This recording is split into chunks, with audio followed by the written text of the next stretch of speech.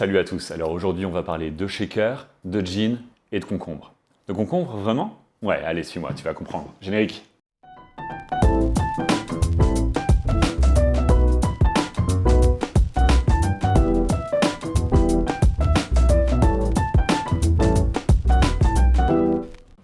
On se retrouve aujourd'hui pour une deuxième vidéo et le nom du cocktail qu'on va faire ne te parle peut-être pas, mais tu l'as forcément déjà croisé, lui ou l'une de ses variations, sur la carte d'un bar ces dernières années. Ce sera donc le East Side.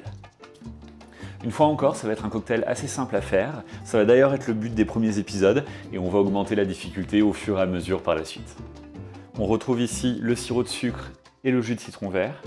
L'alcool aujourd'hui sera le gin, auquel on vient ajouter de la menthe et du concombre. On ajoute 2 à 3 tranches de concombre, 6 à 8 feuilles de menthe,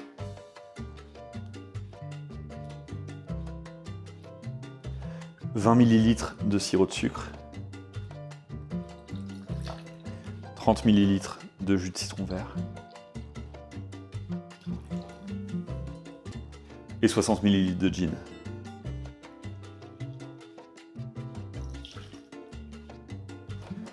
On vient ajouter de la glace, puis shaker de 8 à 10 secondes.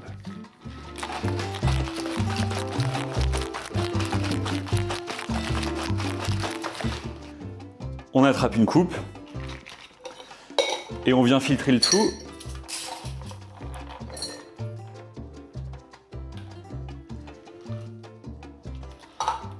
Et on vient décorer le tout d'une petite feuille de menthe. Et voilà, c'était pas bien compliqué.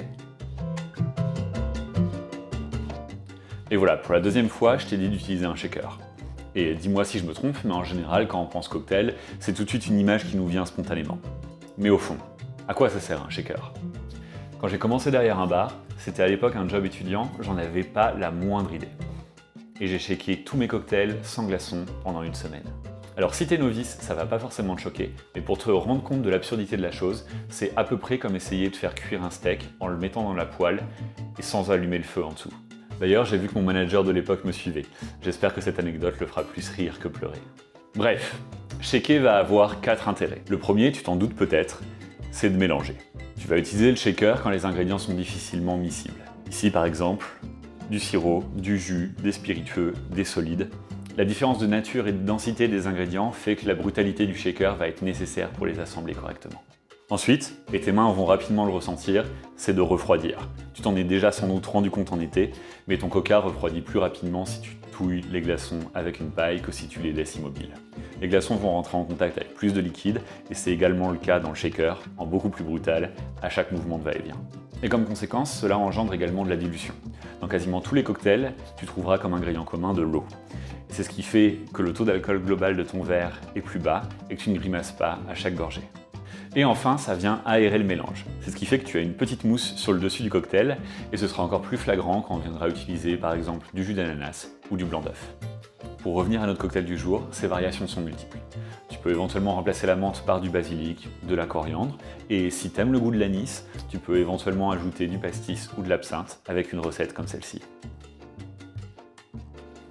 Et voilà, c'est tout pour aujourd'hui. Mets un pouce bleu si t'as appris quelque chose dans cette vidéo. Dis-moi éventuellement ce que tu voudrais que j'aborde comme sujet la prochaine fois. En attendant, gros bisous, portez-vous bien. Cheers! Et voilà. Oh putain, l'éponge dans le cadre.